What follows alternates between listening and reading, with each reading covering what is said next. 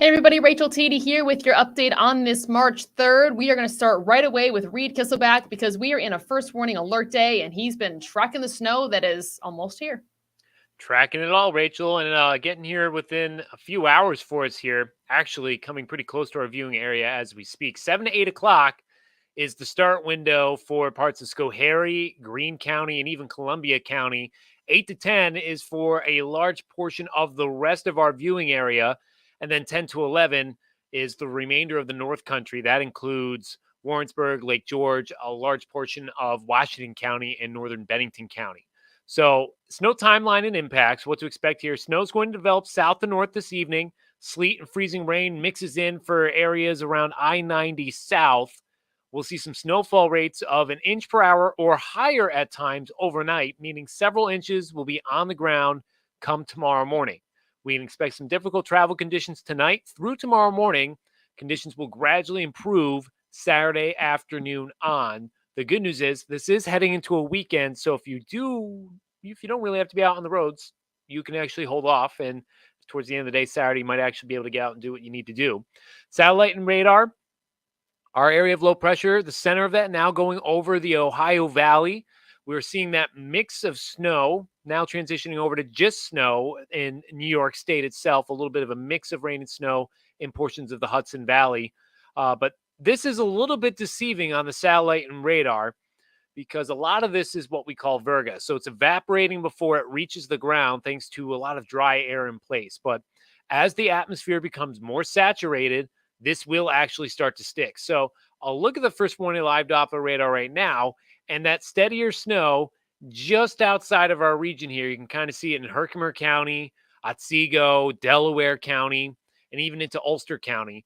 A little bit some flurries probably starting to fall in parts of Greene County and southern Schoharie County. Otherwise, we're still dry. But here's a look at the snowfall forecast for what to expect, where we are anticipating to see snow longer with these steady snowfall rates. We have 8 to 14 inches for the Mohawk Valley, southern Adirondacks, and even into parts of the Green Mountains and Berkshires. Washington County itself, that is in the 8 to 14 inch range, but that is probably going to be on the lower end of that range, right around 8 inches, as some drier air looks like it might be winning out early tomorrow morning. 4 to 8 for Albany, Schenectady, Troy, as well as Clifton Park, and then 2 to 4 as you head a little further south into Hudson Valley towards Catskill, Hudson, most of Columbia County. So when this snow starts, it will come down steady and heavy. So 9 o'clock for Albany has us at 0.3 inches already. By 11, we're up to 1.5 inches. So this is showing more so snowfall rates of around 0.5 inch per hour. From 11 to 1 a.m., we go from 1.5 inches to 3.4. So we'll round it up. We'll say 3.5. That's showing more so snowfall rates of 1 inch per hour between 11 and 1 a.m. And then 3 a.m., 1 a.m. to 3 a.m., we also go up pretty steadily here. So snowfall will come down pretty steady and quick.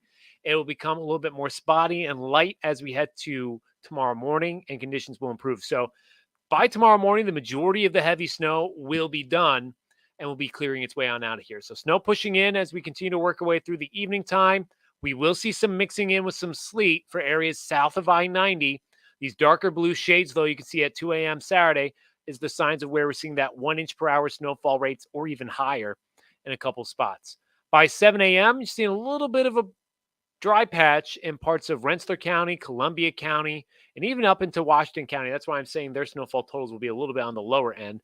Consistent snow as you head a little further west. If you're heading to the east, you have that mix of sleet and snow to deal with to start the day Saturday. So anticipate some sloppy conditions on the roads to start out the weekend. Noontime, snow's turning a little bit more scattered. As we get towards around 4 o'clock, showers a little bit more spotty, very light, maybe a light dusting would be all that you'd have to deal with at that point in time. So if you were kind of worried that you couldn't get to the grocery store tonight, maybe you want to get that before the snow came through. The good news is it is out of here by right around mid-afternoon with just some spotty light snow flurries really from 4 o'clock on. So if you want to get out, you'll be able to get out later in the day on Saturday if you can shovel yourself out. So we do dry out overnight and we'll be dry by 7 a.m. Sunday morning. The only other thing to touch on here is we do actually have a slight chance for a power outage tonight or tomorrow, thanks to the fact that that wintry mix, along with some gusty winds, may lead to a few broken branches that could lead to an isolated power outage or two. So maybe before you go to bed tonight, want to charge up the phone and make sure you're able to use it in case if you do wake up and you have no power, might be a good way to go. For the night tonight, 31, snow falling heavy at times, mixing with sleet as you head south of I-90. For tomorrow, steady snow early on and then tapering off through the course of the afternoon with highs towards the mid-30s. 7-day planner, Sunday, partly sunny, a high of 39. Monday, starting out mostly sunny. We'll have another round of snow coming through late Monday, lingering into Tuesday. Tuesday, it's a mix of rain and snow, high of 39. Wednesday, Thursday, Friday, a dry stretch of weather for us with highs in the mid to upper 30s, Rachel. So it's not too bad for us here. We're going to definitely keep an eye on really more so what's to come tonight into tomorrow.